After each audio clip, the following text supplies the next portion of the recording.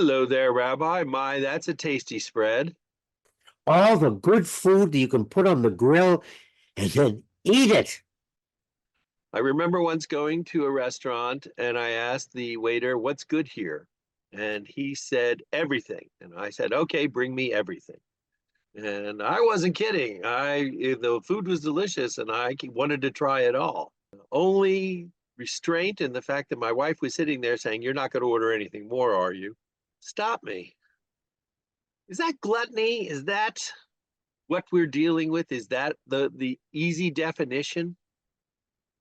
Uh, Gluttony, one of the seven deadly sins, is overindulgence, is not knowing when to stop, not knowing what's healthy or unhealthy for us. Food really provides a metaphor because that's the easiest to visualize when we overindulge. In fact, one of the biggest money makers is medication to deal with overeating, whether it's acid reflux, acid indigestion, whether it's too spicy, not spicy enough. But it's a multi-billion dollar industry where if we just stopped for a minute and said a small amount or a modest amount, my body can take this much, I eat it, or my body doesn't do well with those spices, so I'm not going to eat them. I wouldn't need any of those medications. But what fun is there in that, Joe? And let's not forget the weight loss diet pill industry as an indication of being allowed to eat more and not pay the consequences. Is gluttony confined to consumption, or when we look for ways to get away with it? Is that part of the sin? That's why I mentioned that food provides us with a visible metaphor. Gluttony is overindulgence, is when we do anything that begins to harm us. Exercise, not exercising. Binge watching, not binge watching.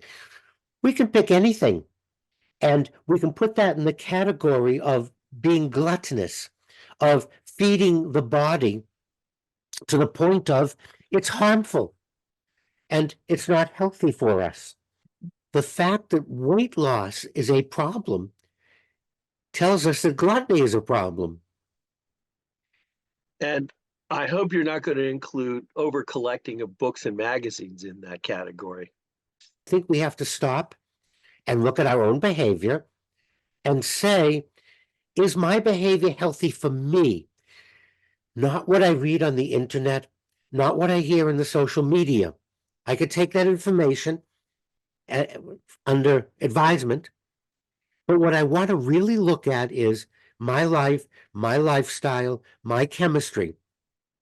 Create my own regimen and go, the gym is fine, but not 5 times a day, not spending more time in the gym than doing anything else. Or it's okay to go to a barbecue, it's okay to have kebab. How much?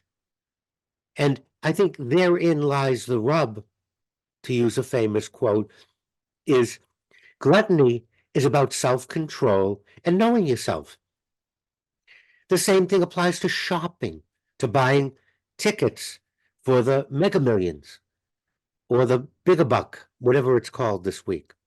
Playing video games, playing any kind of game, watching too much television.